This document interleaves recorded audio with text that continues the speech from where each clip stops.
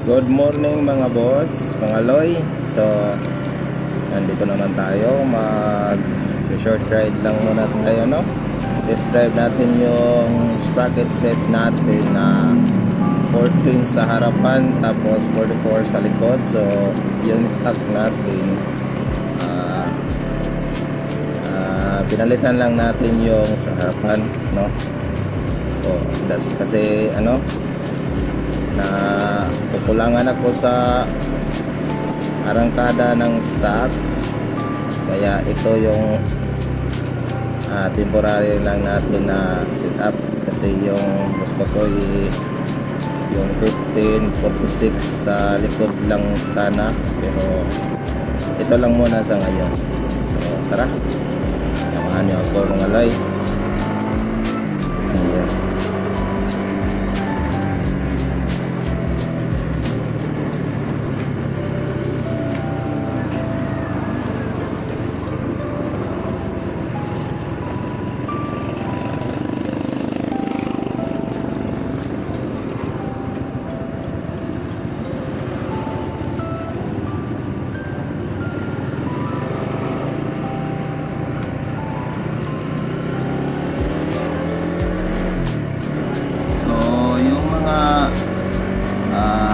Issue na nakita natin dito sa Winertex natin, no?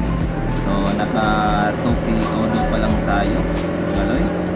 So yung unang paglabas sa plaza is yung kita ko kasi yung vlog kay Kapwa, tapos kay One Bike yata, tapos sabi nila is mag-a-adjust muna daw tayo dito sa clutch ano niya, lever, kasi meron naman akong naririnig na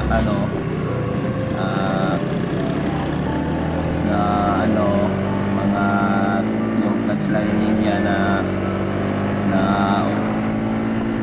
upod,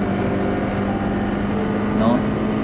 So kaya natin in-adjust. So tamang timpla lang sa ating clutch lever, sa natin dapat nasa lang sabi ng Kapwa. So inaya ko lang siya, no?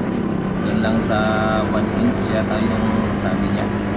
So yun, tapos yung unang-una talaga is yung kadina talaga, totoo pala na maingay talaga yung kadina niya, mga loy. So maingay talaga yung kadina niya, at parang ako-conscious ka kung kanina ba yung nag-iingay o ang makina na ba niya. So yun lang yung na-observe ko na issue nung una. Tapos yung first change oil ko sa 500 kilometers na takbo niya, so natakot ako ron kasi nagta-top speed na ako sa bagong kuha pa lang sa Winertex ko. Tapos paglabas ng stock ng oil niya, napakaliit, parang 500 ml lang yata yun. Tapos natakot ako kung baka may doon nasira, kaya yun. So naka 2,000 odo na tayo ngayon.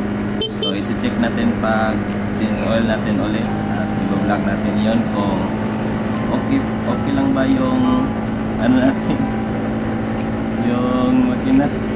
So yun, at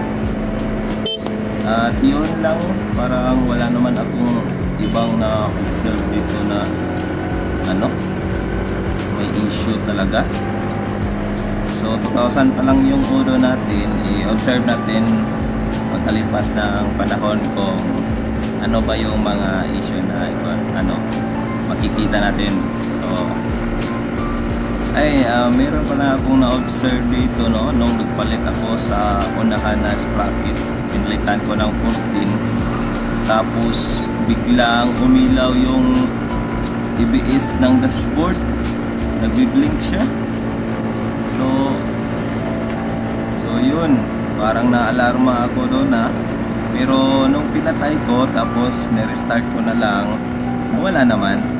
Tapos ngayon, katagalan, 14T pa rin yung gamit ko sa harapan.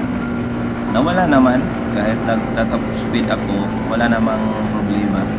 So, yung nasa manual naman doon, na 15 yung recommended ng sprocket, dapat na gamitin kasi baka magloko yung ABS. Nandun naman yun sa manual.